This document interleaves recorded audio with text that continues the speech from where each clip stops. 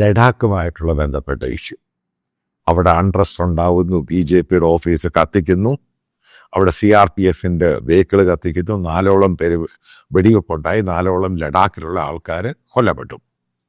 അപ്പോൾ ആദ്യം social media BJPയുടെയും ഗവൺമെൻറ്റിൻ്റെയും handle അവരെങ്ങനെയാണ് പ്രതികരിച്ചത്? ലഡാക്കിലുള്ള ഏകദേശം 2.5 ലക്ഷം 3 ലക്ഷം ആൾക്കാരെ ഒറ്റയടിക്ക് അവർ പറഞ്ഞു അവർ രാജ്യദ്രോഹികളാണ്.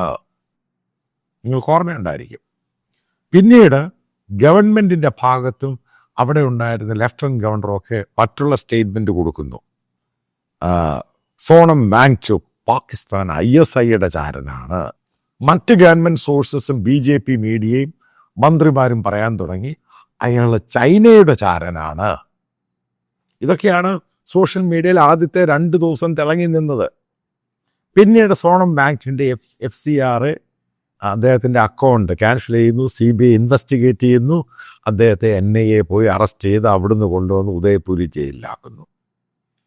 ഇത്രയും സംഭവം സോഷ്യൽ മീഡിയയിൽ മുഴുവനും സോണം വാങ്ചുക്കും ലഡാക്കിലുള്ള ആൾക്കാരെ ഒറ്റയടിക്ക് പറഞ്ഞു ഇവരെല്ലാം രാജ്യദ്രോഹികളാണ്. 4ാമത്തെ ദിവസം സംഭവം ടേൺ അറൗണ്ട് ചെയ്തു. 4 ദിവസം എടുത്തുള്ളൂ. 4 ദിവസം മാത്രമേ അതിന് ലൈഫ് ഉണ്ടായിരുന്നുള്ളൂ. അതാണ് ഞാൻ പറഞ്ഞത്, എങ്ങനെയാണ് BJPക്ക് സത്യാവസ്ഥ മനസ്സിലാക്കി തിരിച്ചടി കിട്ടുന്നത്. ഇപ്പോഴെന്താ പറയുന്നത്, സോഷ്യൽ മീഡിയ നേരെ സൈലൻ്റ് ആയിപ്പോയി, ഗവൺമെൻറ് സൈലൻ്റ് ആയിപ്പോയി.